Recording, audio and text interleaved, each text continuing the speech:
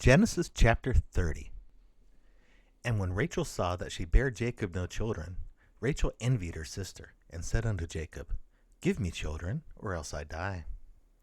And Jacob's anger was kindled against Rachel, and he said, Am I in God's stead? Who hath withheld from thee the fruit of the womb? And she said, Behold my maid Bilhah, go in unto her, and she shall bear upon my knees, that I may also have children by her. And she gave him Bilhah her handmaid to wife, and Jacob went in unto her. And Bilhah conceived, and bare Jacob a son. And Rachel said, God hath judged me, and hath also heard my voice, and hath given me a son. Therefore she called his name Dan.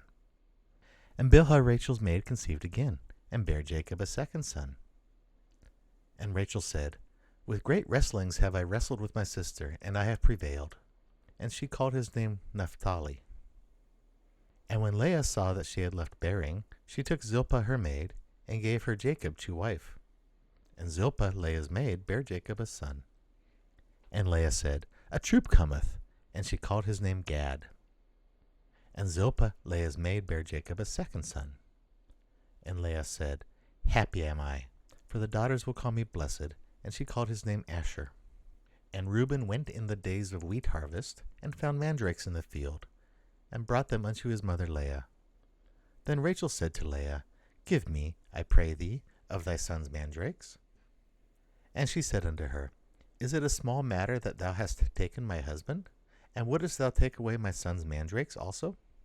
And Rachel said, Therefore he shall lie with thee tonight for thy son's mandrakes.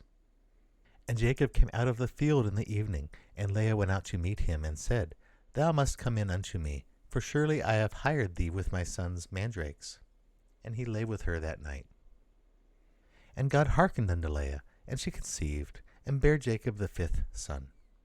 And Leah said, God hath given me my hire, because I have given my maiden to my husband.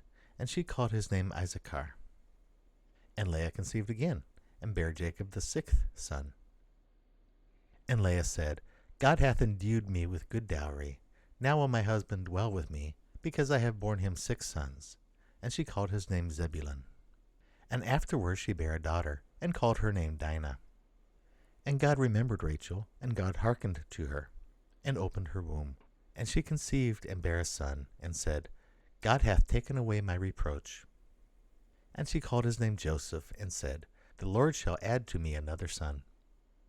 And it came to pass, when Rachel had borne Joseph, that Jacob said unto Laban, Send me away, that I may go unto mine own place, and to my country. Give me my wives and my children, for whom I have served thee, and let me go. For thou knowest my service which I have done thee.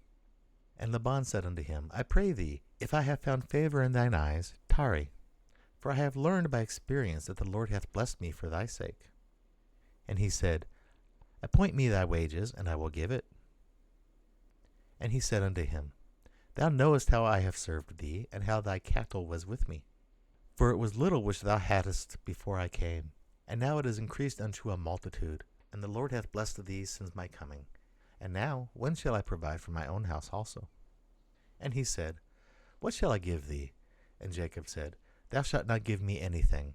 If thou wilt do this thing for me, I will again feed and keep thy flock.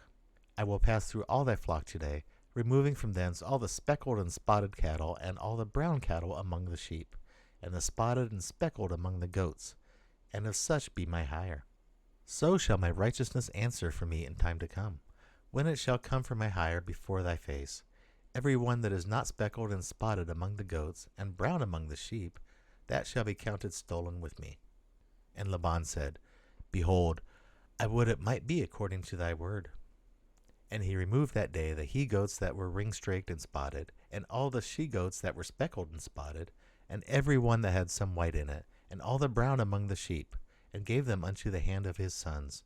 And he set 3 days' journey betwixt himself and Jacob fed the rest of Laban's flocks.